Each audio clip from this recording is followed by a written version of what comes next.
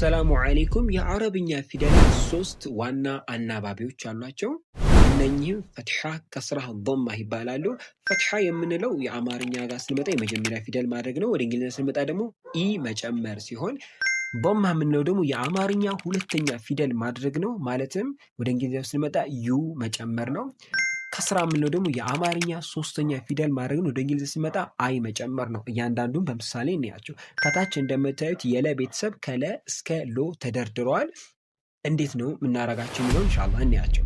ላም ነው ከለ ጋር የሚገናኘው። ላም ፈትሐ ስናረገው ለ ይሆናል ማለት ነው። የመጀመሪያው ፊደል ኤል ኢ ይሆናል። ላም ዶማ ስናረገው ደግሞ ሉ ነው የሚሆነው። ይህም ማለት ኤል ዩ ይሆናል ማለት ነው። ላም ከስራ ስናደርገው ደግሞ ሊ ትሆናለች ማለትም ኤል አይ። እነኚህን ወሳኝ ነገሮች መረዳት ቁርአንን ንባብ በደንብ ያቀልላችኋል። ሙሉን ቪዲዮ ከነማብራሪያ ከፈለጋችሁ ከታች ያለውን ሊንክ ተጠቀሙ።